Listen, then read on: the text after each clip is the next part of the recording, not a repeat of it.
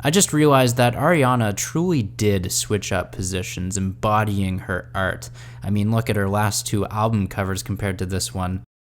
She's no longer upside down. True North Reviews, True North Reviews, True North Reviews.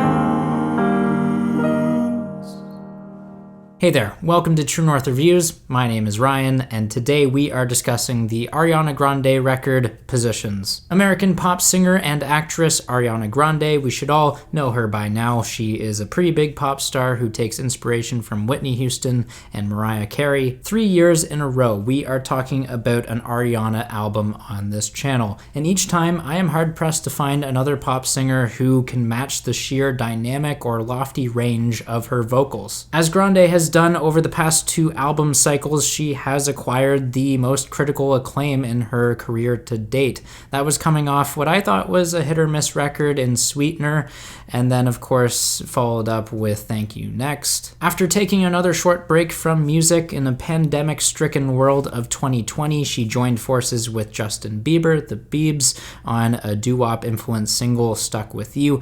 I enjoyed that track quite a bit, and Ariana proved once again that she is a dynamic force when it comes to powerful vocals and garnering praise in general. Now, Positions, the record, comes with a similar narrative that was already explored on Sweetener to a degree. Many of the self-love and confident themes carry over from that project, but where Positions diverges is with the production aspect. From what I can hear, essentially Ariana is taking the best parts of Thank You Next, throwing in the similar string instrumentation and some trap beat elements as well.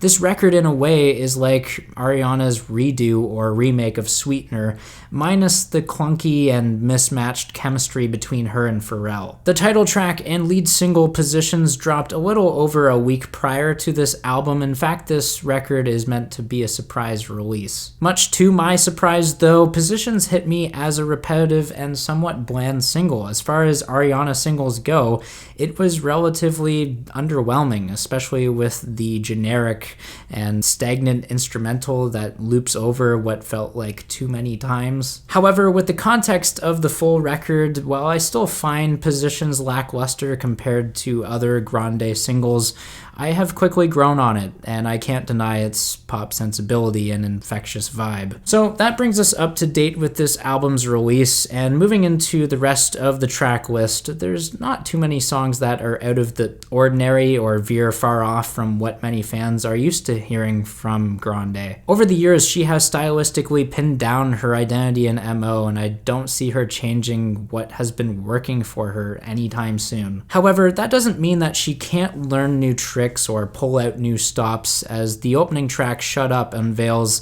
a vocal delivery that is fun, unique, and something different that I can see many longtime fans supporting. Backed by those estranged vocals, Ariana has a gloomy orchestral opening, but quickly the mood of this album is changed and solidified as something happier, thanks in part to the plucked harp and the staccato strings.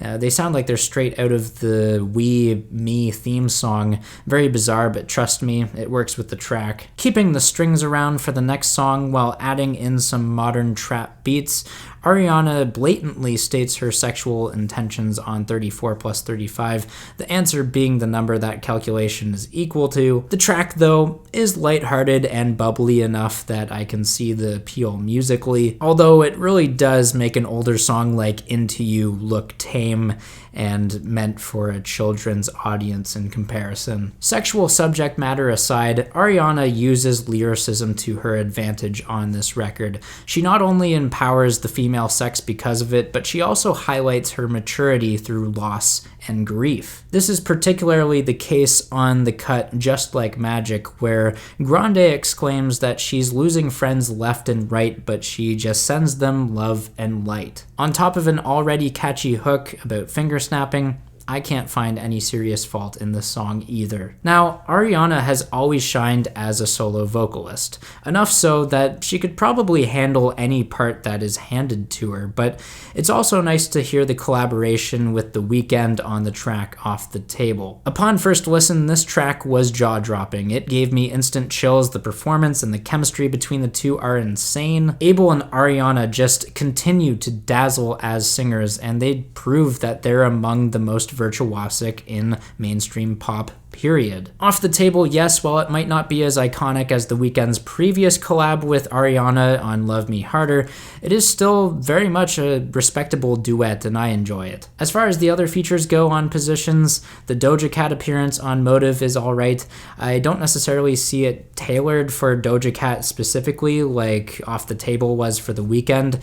Her role isn't as defined like the new love interest. Regardless though, Ariana carries the tune and melodic weight so much that I don't really care. Transitioning into the middle portion of Positions, however, that's where things start to become dull, repetitive, maybe stuck in a rut. The tracks 630 and Safety Net are pretty bland and uninteresting. The former starts with a catchy melodic idea, "Are you down? What's up? Are you down?" But Ariana's triplet rap flow in the verses, it's incredibly one-dimensional and it gets old quite fast. In a way, 630 makes me wish Grande outsourced the verse to a rap feature to bring some more dynamics to the track. Maybe Nicki Minaj. Those two have been tied to the hip for many years now. Moving on to the latter, Safety Net is the song that has a feature, but unfortunately, like most of Ty Dolla $ign's output this year, it's been incredibly underwhelming and phoned in. Like, yes, he can sing well, but the chemistry isn't all there or that great. Certainly not as high of a peak as it was to see The Weeknd on Off the Table, that's for sure. Distilling and diagnosing the main pitfalls of Positions becomes a very easy task when we look at songs like My Hair and Nasty. My Hair, vying for a retro R&B feel, just doesn't land with much potency or engagement. When I could find myself immersed in this track, I usually doze off and look for something else to do. As Ariana's vocals soar to even higher heights on a song like Nasty, I am equally bored and put in a lull after hearing the seductive beat on this track. Unfortunately, it's pretty skeletal and devoid. It's as if Noah Shabib lent one of his instrumentals that was originally intended for Drake. I mean, coupled with a hook that sounds like it's going through the motions, I also get the weird sense that even Ariana doesn't want to be in the vocal booth recording this song. Thankfully, closing out Positions is a much more enjoyable and entertaining experience.